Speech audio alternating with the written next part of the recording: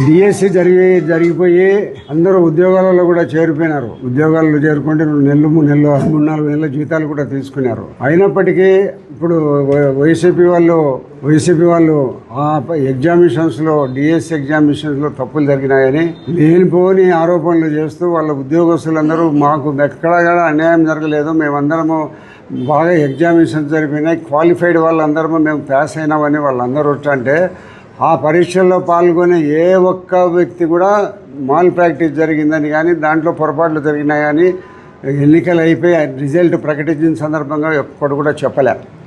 అట్లా చెప్పకపోయి 3 నెలలు జరిగిన తర్వాత డిఎస్సి ఎగ్జామినేషన్లో తప్పులు జరిగినాయి, ఏదో పొరపాట్లు జరిగినాయి, అన్యాయాలు జరిగినాయి, అక్రమాలు జరిగినాయని ఈరోజు వైఎస్ఆర్సీపీ వాళ్ళందరూ మాట్లాడడం అనేది సిగ్గుచేటైన విషయం. సిగ్గుంటే మాట్లాడరు. ఎందుకంటే ఎన్ని రోజులైంది జరిగిపోయి టీచర్లు ఉద్యోగాల్లో చేరినారు, 3 నెలలు 4 నెలలు జీతాలు కూడా తీసుకున్నారు.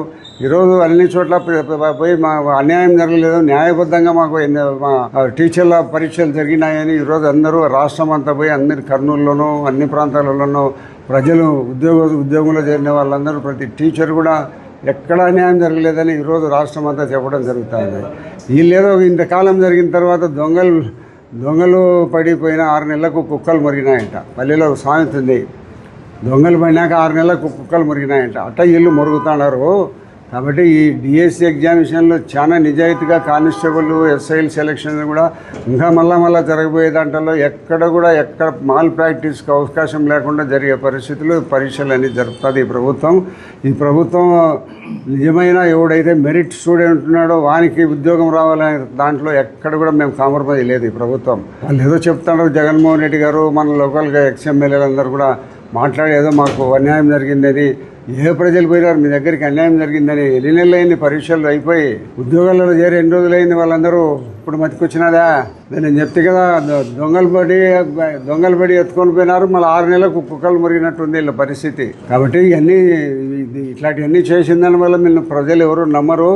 మీ ఒక ప్రభుత్వం దోపిడీ ప్రభుత్వం అని గుర్తించి 11 సీట్లకు పరిమితం చేసినారు. మళ్ళా భవిష్యత్తు ఉంటుంది అనేది మీరందరూ మీ ప్రభుత్వానికి అనేది మీరు మర్చిపోండి. మళ్ళీ డిసెంబర్లో డిఎస్సి జరుగుతుంది, పోలీసులు ఎస్ఐలకు జరుగుతుంది, ఎక్సైజ్ పోలీసులకు జరుగుతుంది, మన ఫైర్ డిపార్ట్మెంట్లో జరుగుతుంది.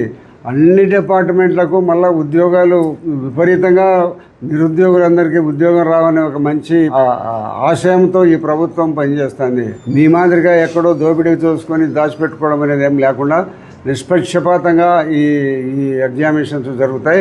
మీ ఇష్టం ఎక్కడైనా ఎవరన్నా చూసుకోకండి, ఎక్కడ కూడా తప్పు జరిగేదానికి అవకాశం లేదు. అంత మంచి అధికారులతో ఎక్కడికక్కడ ప్రత్యేకమైన చర్యలు తీసుకొని ఈ పరీక్షలు జరిపి మళ్ళా కూడా రాబోయే పరీక్షల్లో కూడా మంచి మెరిట్ స్టూడెంట్స్ సొంతంగా వాళ్ళ స్వయం శక్తితో పాస్ అయిన స్టూడెంట్స్ను వాళ్ళనే మెరిట్ కింద తీసుకొని ఉద్యోగాలు వేయడం జరుగుతుంది.